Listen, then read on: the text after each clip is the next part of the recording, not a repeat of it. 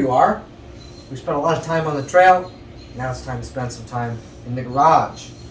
All the wear and tear comes a little bit of wrench time for all of us.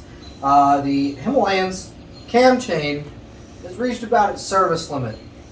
That's definitely my fault. I've run a little low on oil a few too many times. Get a little later, you don't check, stuff runs dry, stretches out, wears out faster. So today we're going to go through a very basic what we're getting into to really do this cam chain change. I don't even know if I have everything to do it. I'm just going to dive in. So I'm not going to give you the step-by-step of removing each bolt. You guys are more than capable. I have more faith in you than that. So what we're going to do is our first step, we've got it on the bench. It's just nice and cool. We haven't been running it too long. We're going to get all the accoutrement off and out of the way. And by that I mean the luggage, the seat, the tank, and probably this crash bar, just so that we have access to this crank case and the valve cam area. So once that's off, I'll give you guys another shout. A couple little notes before we start getting really into it. We've got the accoutrement of the upper end, tank, seats, luggage off and out of the way. We've also removed the crash guards. Now some of you don't have crash guards, so don't worry about it. Couple things to note before we really start getting into it. We will be in the main crank area, so definitely drop your oil. This is a good time for an oil change. So before you start this kind of project, get an oil filter, the O-rings, the proper amount of oil. Also, since we have to remove the valve cover, or let's say cam housing, remember to take your valve ports off because there are bolts underneath those for the main cover, as well as these two guys. Just get them out of the way. So next, now that that's done, we've taken the valve ports off.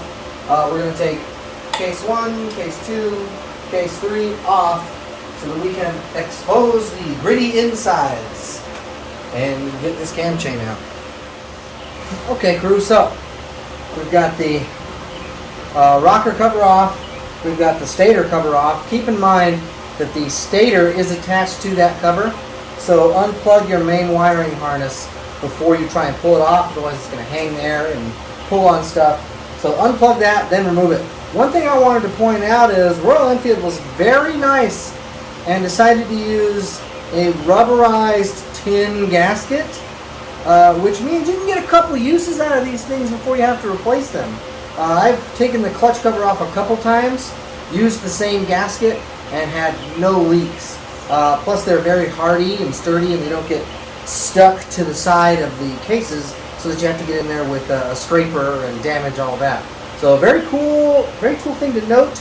Part of their build quality again. Yes, they have little electrical bugs in the later models, but it's things like this that when you have to take your bike apart on the side of the road, a gasket is not going to stop you from putting it back together. So now we've got the flywheel and a couple of the internal starting gears that we have to get out of the way so that we can get the cam chain behind it. So I'm going to get into that. At the end of the video, we're going to have a nice spread of all the tools we had to use, and I'll go by and name each one appropriately. Okay, so we ran into a little bit of a problem pulling it apart. We got this part done, and I thought I had a puller that was the right size, and I did not. It was not big enough to go over the flywheel's puller assembly. So then we used the 2-jaw, and we put it around the flywheel, and we heard a bit of a crunchy bit that I didn't like start to happen. Maybe sounded like some delamination. I didn't like it. So we backed off, and then we grabbed the gear in the back, knowing full well that's dangerous because as hard as it is, it's very brittle for bending. Shear force is not great on cast parts. And again, we heard some creaking and stuff, so we backed off. From then on, I was like, I really need to get this done tonight, and not everybody's going to have this tool handy somewhere in the mountains for some reason.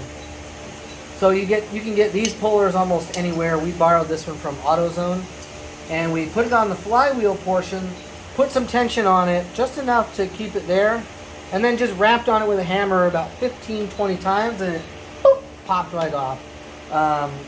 Heat might help a little bit, but what you don't want to do is overcook this magnet.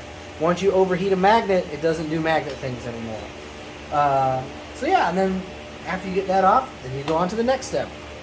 Now that we have the flywheel off, it gave us a little bit of a fight. Now we have access to the timing chain itself.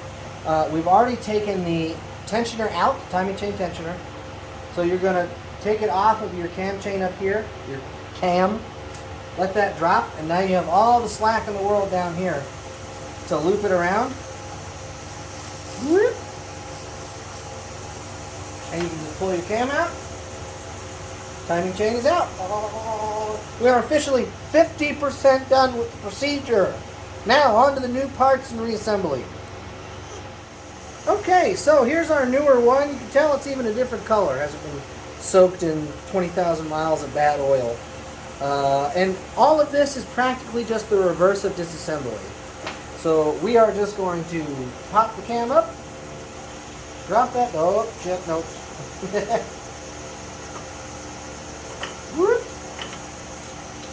Drop the booger in. It's got enough slack to go around the bottom gear, and then you're really not got to worry about anything else on that, because you can't set the timing until the flywheel's back on.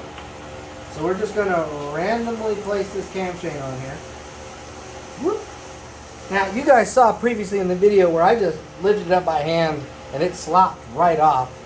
I might actually have to disengage the cam sprocket to actually get that on properly, because that's not even under tension yet, and it is way tighter. Okay, so the drastic difference in chain tension. Now, my chain tensioner was 3 clicks from bottomed out. So my chain was, at the end of its life, toast. And you saw when we pulled it off, I could just whoop, throw it right off. The new one, even without the tensioner in it, there is not much play. I looped it around the front and rolled it back and it snapped on. But when we put this back together, we're going to have to adjust it and get it in the right timing position. So we're going to have to disassemble the cam sprocket from the cam.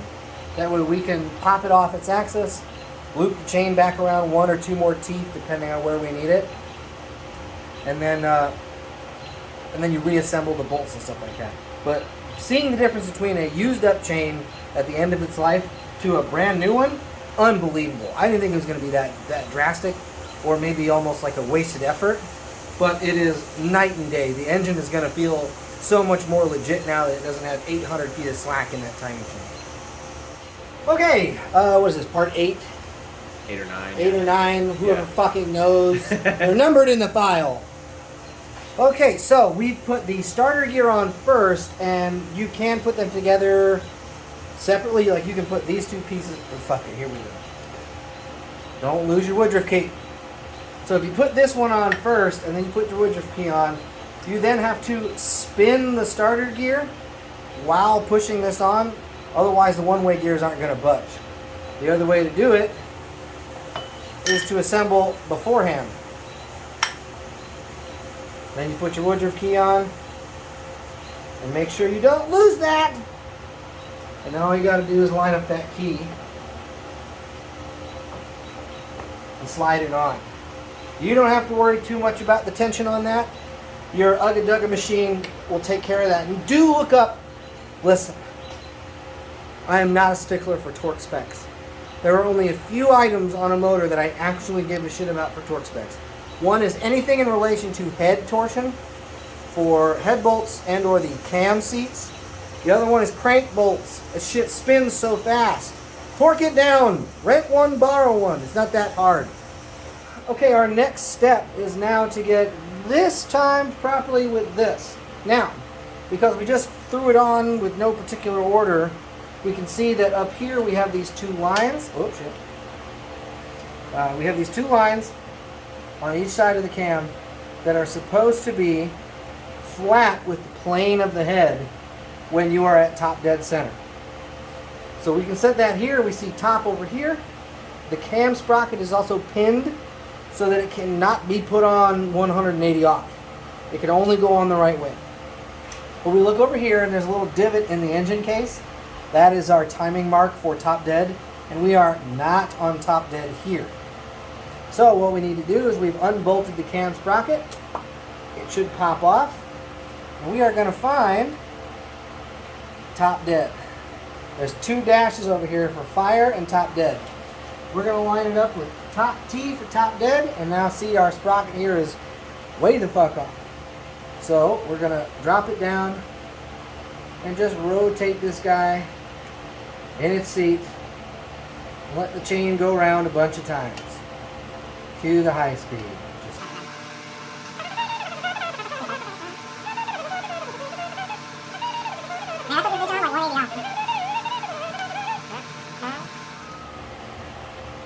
Oh, baby, there it is. So now we can visually inspect the timing mark on the engine case to the timing mark of top dead on the crank.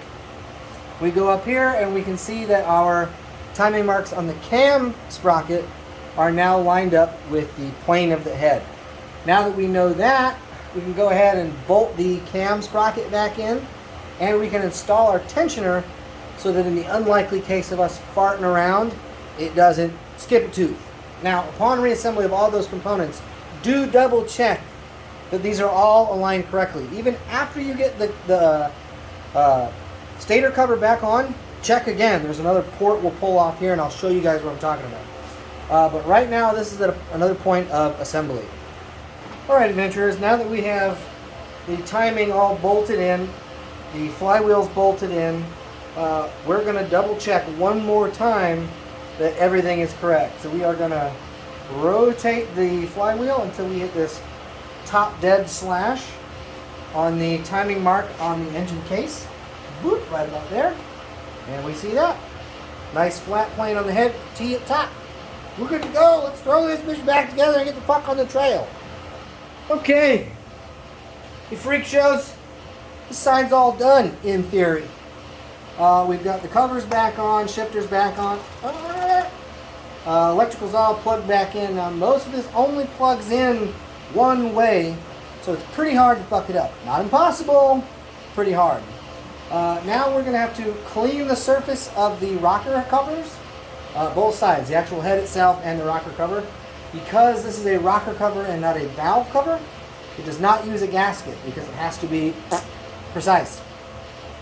So you must use an RTV, which, if I'm going to complain about anything on this motorcycle ever, and I do mean this because I love working on this bike, it's this fucking rocker cover instead of a valve cover. Come on, man! Okay, so just in review, we're not going bolt by bolt here. This is basic. This is kind of the order of operations, and at the end here we'll do a whole spread of all the tools that we used. So we've reassembled all this. I didn't torque spec any of this. This is stuff that, give it a one unga on a small impact, you should be good. Hand tight, and then just cinch her down. Reconnect all the electronics from taking the stator off. We've got the sprocket cover back on. We've got our shifter back together. And now we've got your cam assembly all put back together. You have to clean off the edge of the head and rocker cover. Clean them. Use carb spray, brake cleaner. Make sure that surface is spotless. Most of the time that stuff will just rub off if you're using some type of solvent. And then you apply a nice thin bead of new RTV. So you put your bead on there and you hand tight the rocker cover on, and then you let that sit for about an hour, and then you go ahead and actually use the torque wrench and hit the 10 mil bolts and 8 mil bolts with their torque spec. I'm not going to look that up for you guys. I have it written on my wall. But it's 10 and 14 for your 10 mil bolts, and then 8 to 12 for your 8 mil bolts. There. And then reassemble your valve covers, and then you should be good to go. Ooh, that sounds loose. Bolt everything back up, fill it back with oil, and let's rip. So I'm going to completely reassemble everything else now.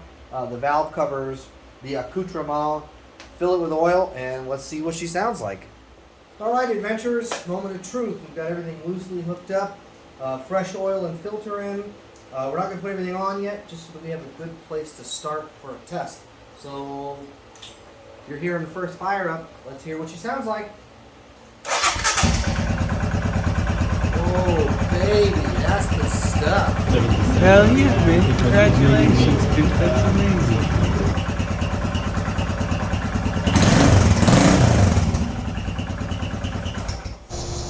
Adventurers, we're wrapped up with the project here. We've bolted everything back on. We've given her a bath from all the oil and stuff that we've dripped and leaked and wiped. We'll have a huge list of all the tools we used. And as a recap, the only thing we ran into as a problem was getting the flywheel off. We used a puller from AutoZone, a 2-jaw, and a little bit of science. I would not just humdinger that thing down to try and pry it off. Order the appropriate tool, which I can probably drop a link or a picture or something right here. And it's running better than ever. I just took it for a rip.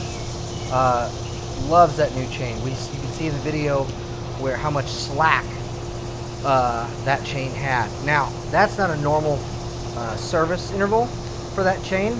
I am totally at fault for the wear on my chain for A, how I ride it, and B, my oil top-off tendencies. I've gotten a little low every now and then. I'm a bit of a scatterbrain, and that will wear in a lot of your stuff.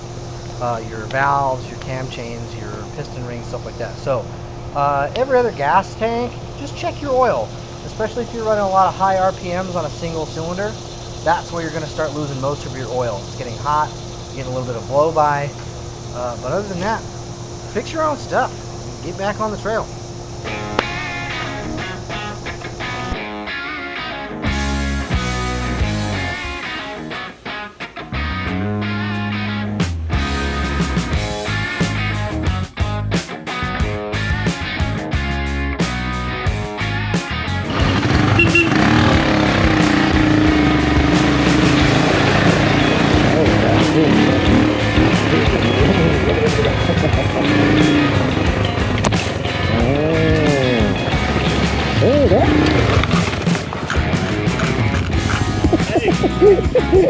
That's slick as fuck. I was trying to get back up there to tell you guys.